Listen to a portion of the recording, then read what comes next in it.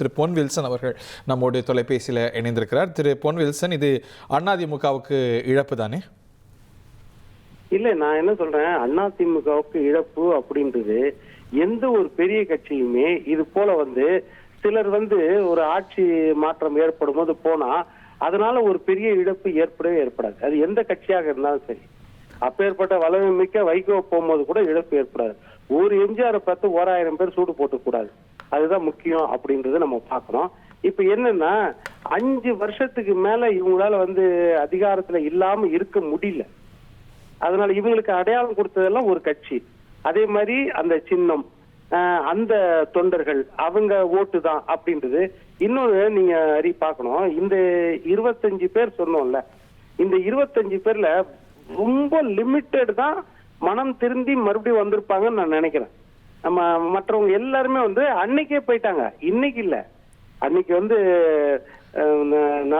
சட்டமன்றத்துல 13ஆம் தேதி உரிமை நம்பிக்கை கோரும் தீர்மானத்தை அப்பவே இவங்க எல்லாம் போயிட்டாங்க. இப்ப எப்படின்னா அந்த தனக்கு ஓட்டு போட்ட தொண்டர்களையும், அதே மாதிரி சட்டத்தையும், அதே மாதிரி கட்சியையும், கட்சி தலைமையை இவங்களை மன்னிச்சு ஏத்துக்கலன்னு சொல்லுவாங்கல்ல, அதனால இந்த சட்ட நுணுக்கங்களை பயன்படுத்தி தன்னுடைய பதவி இழப்பை காப்பாற்றுவதற்காக மறுபடியும் வந்தாங்க. மன்னிப்பு கடிதம் கொடுத்த மாதிரி வந்துட்டு மறுபடியும் என்ன செய்யறாங்க, இப்ப போய் இன்னொரு தரப்பு அதிமுக தலைமை அவங்களை எவ்வளவு அரவணைக்க பாக்குதுன்னு பாக்கணும்ல. அவங்களுக்கு அவங்க அதிமுக தெரியும், மாவட்ட செயலாளர் தான் முக்கியமான பொறுப்பு. கரூர்ல ஸ்ட்ராங்கான முகம்னா திரு MR விஜயபாஸ்கர், புதுக்கோட்டையில ஸ்ட்ராங்கான முகம்னா டாக்டர் சி விஜயபாஸ்கர். அவங்கள்ட்ட அந்த அதிகாரத்தை பறிச்சா அவங்க தொடர்றது அன்டெனபிள் இல்ல.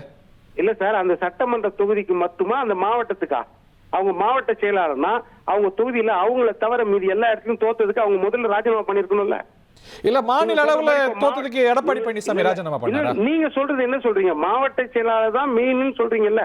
இல்ல சார், பொதுச் செயலாளருக்கு அடுத்து ஒரு அங்கீகாரம் உள்ள பதவினா மாவட்ட செயலாளர். இவங்க ராஜினாமா பண்ணல, திரு பழனிசாமி ராஜினாமா பண்ணாரா? இல்ல, இவங்க எல்லாம் ராஜினாமா பண்ணிட்டா நம்ம அவரை கேட்க சொல்லலாம். ஓஹோ, இவங்க எல்லாம் ராஜினாமா பண்ணிட்டாங்கன்னா நம்ம அவரை கேட்க சொல்லலாம், அந்த உரிமை இருக்குது. இவங்க ராஜினாமா பண்றதுக்கும் இவரு தலைவருக்கும் நீங்க போய் தாவேக்காக்கு ஆதரவு தெரிவிக்கிறதுக்கு என்ன சம்பந்தம்? அதுக்கு என்ன சம்பந்தம் சொல்லுங்க? மொட்டை தலைக்கும் முழங்காலுக்கும் முடிச்சு போடுற கதை இல்ல. இல்ல சார், இங்க பிரச்சனை இருக்குன்னு அங்கீகரிக்கணும்ல. திராவிட முன்னேற்ற இன்னைக்கு ஆளுங்கட்சி தாவேக்கா, ஆனா திமுகல இருந்து யாரும் போகல பாருங்க. அதிமுகல இருந்து போறாங்க அப்படின்னா இங்க சிக்கல் இருக்கு, இங்க இன்ட்ராஸ்பெக்ட் பண்ண வேண்டியிருக்கு அப்படின்னு இங்க அதை இன்னும் கவனமா பார்க்க வேண்டியிருக்குல்ல. அது எப்படி சார் நீங்க பார்க்க முடியும்? நீங்க சொல்றது அது எப்படி நீங்க நடக்கும்? இப்போ தாவேக்காவை இழிவுபடுத்தி யாரும் பேச மாட்டாங்க. அவங்க விலை கொடுத்து வாங்குறாங்க, ஆசை காட்டுறாங்க. இன்னைக்கு அப்பேற்பட்ட சட்டமன்றத்திலேயே வன்னி புலி என்று பேர் எடுத்தவரை இன்னைக்கு 2 எம்எல்ஏக்கள் நீங்க ராஜினாமா பண்ணிட்டா நானே அங்க ஜெயிக்க வைக்கிறேன் அப்படின்னு ஒரு முதலமைச்சரே சொல்றாருன்னா அது எவ்வளவு இழிவான செயல்ன்றது அப்படியே ஏத்துக்கிட்டா கூட அந்த ஓவர் சூஸ் மதிமுக எம்எல்ஏ கொடுக்க போடும் போது இல்லங்க திமுக நாங்க ஜெயிச்சிருக்கோம் அங்க உறுதியா நிக்கிறாங்க. அந்த தலைமை எல்லாத்தையும் கட்டுக்கோப்பல வச்சிருக்கு. சோ பிரச்சனை இங்க இருக்குன்னு பார்க்க வேண்டாமா? நீங்க சொல்றது போலவே திமுக எம்எல்ஏக்களுக்கு வலை விரிச்சிருந்தாங்க கூட அங்க யாருமே விடலையே. ஏன்னா அந்த கட்சியில எல்லாம் ஒருங்கிணைப்போட ஒற்றுமையா இருக்குங்கிறத பார்க்கணும். இங்க பிரச்சனை இருக்குன்னு பார்க்க வேண்டாமா? இல்ல, தவறு நடக்கிறதுக்கு நீங்க நியாயம் கற்பிக்கிறீங்க. இப்போ ஒருத்தர் அடிக்கிறாரு அப்படின்னா அவர் பாருங்க எதிர அடி வாங்கின்னு எவ்வளவு பலசாலியா நிக்கிறாரு பாருங்க அப்படின்றீங்க. அடிக்கிறவரை தவறுன்னு சொல்லவே மாட்டீங்க. இல்ல சார், இன்னொரு தரப்புல போவே இல்லையா? நீங்க சொல்ற வாதத்தையே ஏத்துக்கிட்டாலும் கூட தாவேக்கா வலை விரிக்குது, ஆசை வார்த்தை காட்டுது, இன்டியூஸ் பண்ணதுன்னு எடுத்துக்கிட்டாலும் கூட திமுக யாரும் போகலையே. அதிமுக போறாங்கன்னா இங்க அதை சரி செய்ய வேண்டிய நிறைய பிரச்சனை இருக்குன்னு ஒரு பொருள் வருது. நீங்க சொல்றது அப்படியே ஏத்துக்கலாம். இப்ப வைகோ என்ன சொன்னாரு, என்ன கட்டாயப்படுத்தி தான் அந்த சின்னத்துல நிக்க வைக்க சொன்னாங்கன்னாருல, அப்ப தவறு யார் மேல? அப்ப ஸ்டாலின் மேல தவறா? சொல்லுங்க. இல்ல, அது ஏத்துக்கிட்டு நின்னார்ல, ஏத்துக்கிட்டு நின்னாரு. சோ அவதான் அதுக்கு விளைவுக்கு பொறுப்பேற்கணும். இல்ல, அவர் சொல்ற காரணம் அப்படிதான் சொல்றாரு. இப்போ அப்படி இருக்கும்போது யார் மேல தவறு இருக்குன்னு நம்ம பாக்குறோம்ல. அதனால நான் என்ன சொல்றேன்னா, ஒரு கட்சியில தோல்வி முகத்துல இருக்கும்போது அந்த கட்சி தான் நமக்கு அடையாளம் கொடுத்தது, அந்த கட்சி தான் நமக்கு எம்எல்ஏ கொடுத்தது, அந்த கட்சி தான் அமைச்சர் கொடுத்தது. ஒரு கட்டம் இல்லைன்னா அடுத்த கட்டத்துக்கு நம்மளுக்கு அந்த கட்சி மீண்டெடுக்கப்படும். அந்த நேரத்துல நீங்க இன்னொரு பக்கம் போய் கரை சேர நினைச்சீங்கன்னா அது நல்லா இருக்குமா?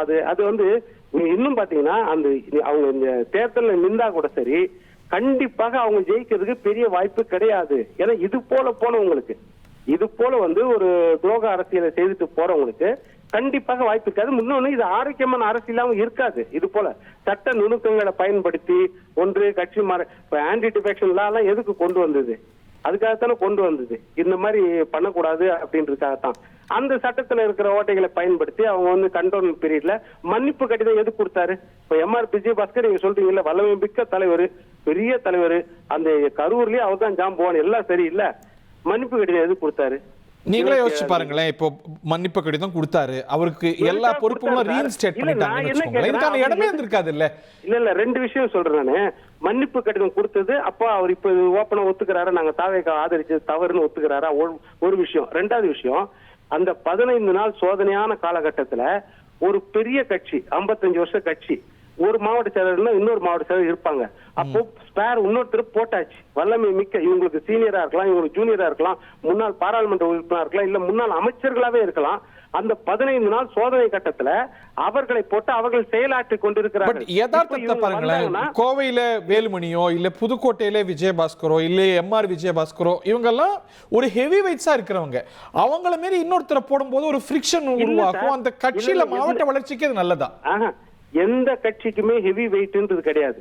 கட்சி வந்து சின்னம், தலைமை. அந்த தலைமை எடப்பாடி பழனிசாமினா எடப்பாடி பழனிசாமி தான் தலைவர். அதே மாதிரி திமுக எடுத்தா ஸ்டாலின் தான் தலைவர். அவ்வளவுதான். நீங்க எனக்கு இங்க பொன்முடி வைத்து, இங்க துரைமுருகன் வைத்து, இங்க கொளத்தூர்லயே ஸ்டாலின் அவர்கள் தோத்துருக்கிறாரு, அதுக்கு என்ன சொல்லுவோம்? இப்போ சைதாப்பேட்டையில மாசு தோத்துருக்காரு, பிடிஆர் தியாகராஜன் தோத்துருக்காரு, டிஆர் பாலு மகன் தோத்துருக்காரு, ராஜா. இப்ப இதுக்கு என்ன சொல்லுவீங்க?